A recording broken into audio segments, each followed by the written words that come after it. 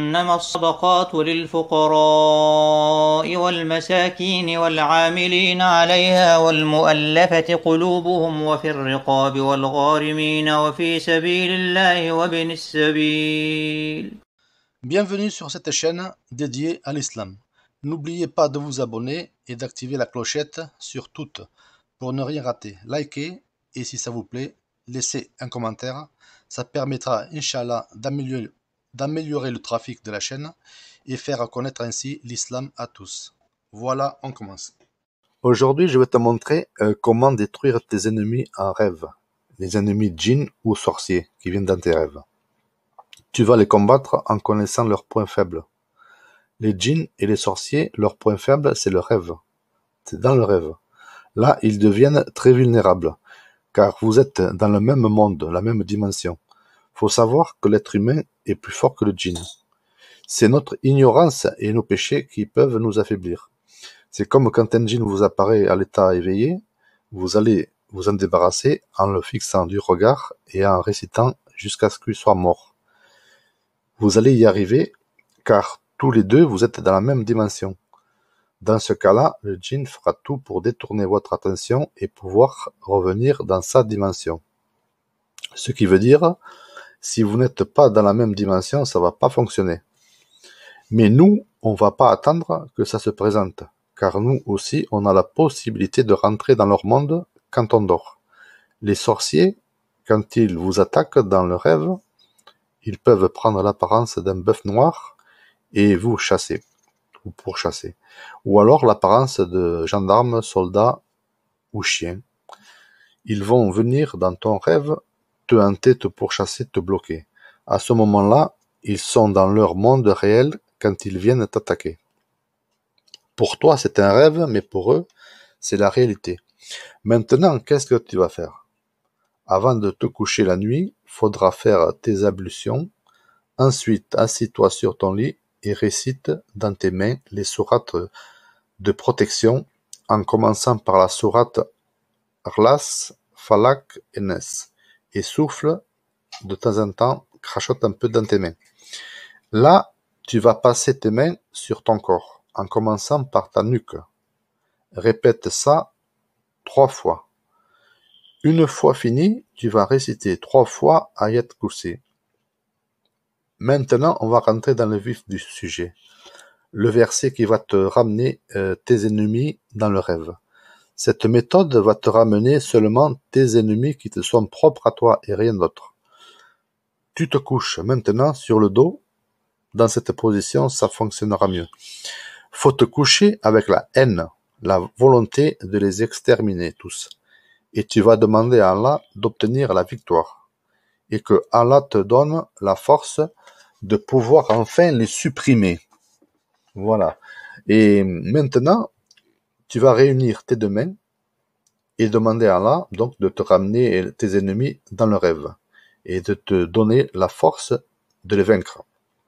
Cette solution fonctionne aussi pour se débarrasser de tous les djinns qu'on a présents dans le corps. Maintenant, tu es couché, ferme tes yeux, détends-toi, ferme aussi tes poings, sans trop serrer, pour être détendu. Maintenant, tu vas réciter 100 fois ce verset, en imaginant bien aller à la chasse aux sorciers djinns pour les détruire. Donc, voilà ce verset.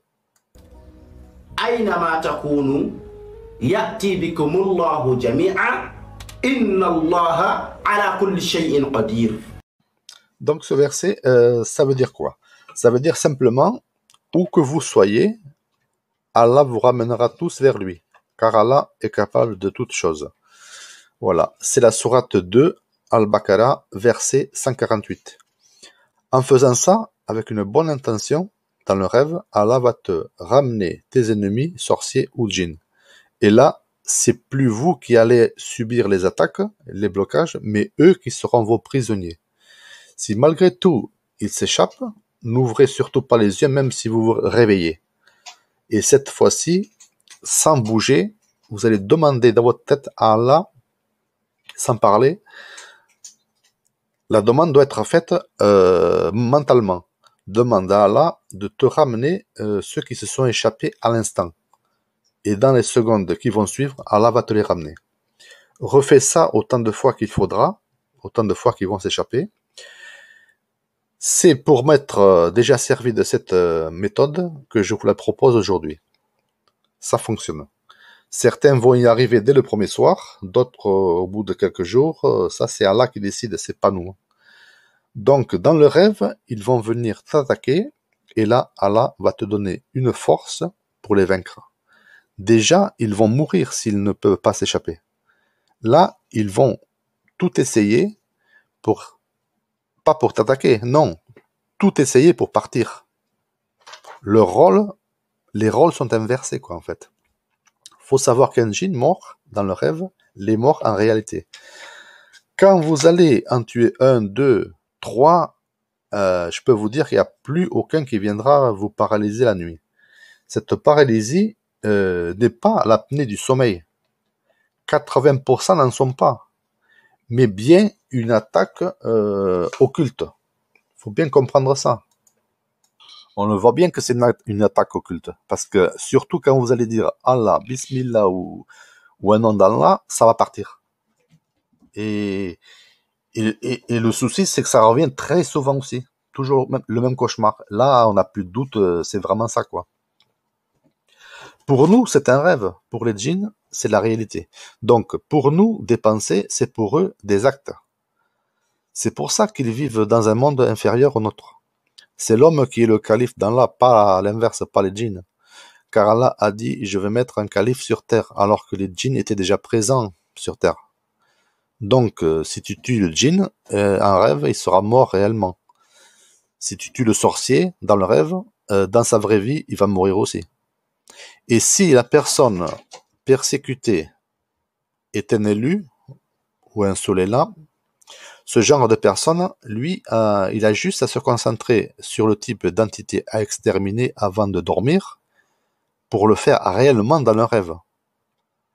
S'il n'est pas bloqué par les djinns, ça c'est encore autre chose.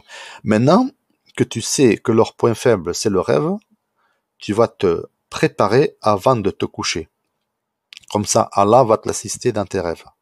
Mais, un conseil, fais beaucoup de dhikr dans la journée, avant, et surtout avant de te coucher. Et vous allez voir, vous allez détruire vos ennemis, connus et inconnus, un à un, dans votre rêve. Qu'Allah vous assiste et réserve un châtiment douloureux pour tous ces maudits sorciers et sorcières. Amin.